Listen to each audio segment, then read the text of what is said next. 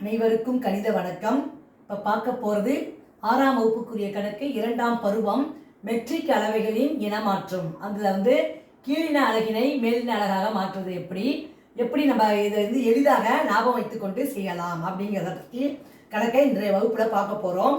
இப்போ பார்த்தீங்கன்னா கீழின அலகினை மேலின அலகாக மாற்ற என்ன செய்யணும்? 10 அடுக்கால் வகுக்க வேண்டும்.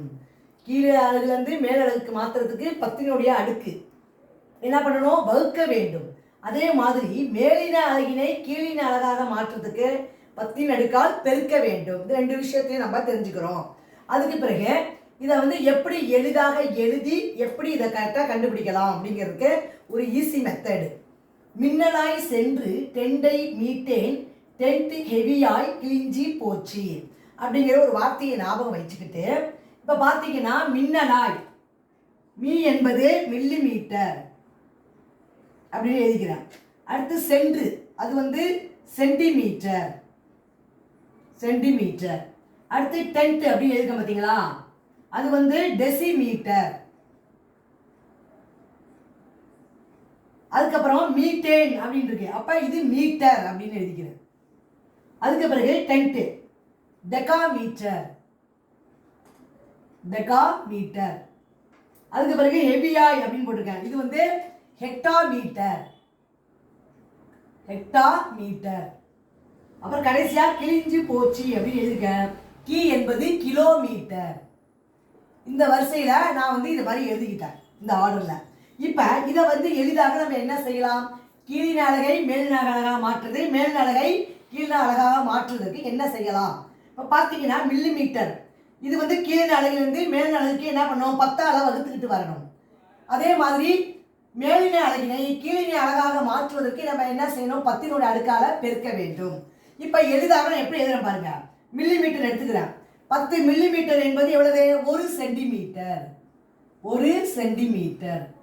10 சென்டிமீட்டர் என்பது 1 டெசிமீட்டர். இதை மாதிரி நம்ம ஈஸியாக எழுதிக்கலாம். அதே மாதிரி 10 டெசிமீட்டர் என்பது 1 மீட்டர். 10 மீட்டர் என்பது 1 டெகாமீட்டர். 10 டெகாமீட்டர் என்பது என்ன? 1 ஹெக்டாமீட்டர். இந்த வாய்ப்பாடை வச்சு நம்ம இந்த மாதிரி எழுதிக்கலாம். அடுத்து 10 ஹெக்டாமீட்டர் என்பது 1 கிலோமீட்டர். கீழ்நிலையை மேல் அலகாக மாற்றுறது எப்படி அப்படிங்கிறத பார்த்தோம். இப்போ பார்த்தீங்கன்னா இதை வச்சுக்கிட்டு 1 மீட்டர் என்பது எப்படின்னு பார்க்க போகிறோம். மீட்டர் என்பது இங்கே இருக்கு. 1 மீட்டர் என்பது எத்தனை டெசிமீட்டர்னு பார்த்தீங்கன்னா 10 டெசிமீட்டர். இப்படி பார்த்தோம்னா 10ஆல பெருக்கிட்டு வரும். 1 மீட்டர் என்பது எத்தனை சென்டிமீட்டர்? 100 சென்டிமீட்டர். அடுத்து 1 மீட்டர் என்பது 1000 மில்லிமீட்டர். இதை நம்ம எளிதாக இதை வச்சுட்டு நம்ம ஈஸியாக எழுதிடலாம். இப்போ அதே மாதிரி கிலோமீட்டர் எடுத்துக்கிறேன். 1 கிலோமீட்டர் என்பது எப்படி வரும்? 10 ஹெக்டாமீட்டர். 1 கிலோமீட்டர் என்பது 10 ஹெக்டாமீட்டர். 1 கிலோமீட்டர் என்பது 100 டெகாமீட்டர். இதை மாதிரி நம்ம எளிதாக நம்ம புரிஞ்சுக்கலாம். 1 கிலோமீட்டர் என்பது 1000 மீட்டர். இதை மாதிரி நம்ம எளிதாக போட்டோம்னா ஈஸியாக போட்டலாம். இப்போ இங்கே 1னா 10ஆல பெருக்கிட்டே வரும். 10 அடுக்கு 10 அடுக்கு 1, 10 அடுக்கு 2, 10 அடுக்கு 3. அப்போ 1 கிலோமீட்டர் என்பது 10 அடுக்கு 3னா எவ்வளோ வரும்? 10 அடுக்கு 3 அப்படின்னா 1000. அப்போ 1 கிலோமீட்டர்லேருந்து 10 அடுக்கு 3 போட்டீங்க பெருக்கிட்டே வரும். 10ஆல பெருக்கிட்டு வரும். இது 10 அடுக்கு 1 10. அடுத்து இது 100. 10 அடுக்கு 2 100. 10 அடுக்கு 3 என்பது என்ன வந்துடும்? 1000 வந்துடும். அப்போ 1 கிலோமீட்டர் என்பது 1000 மீட்டர்.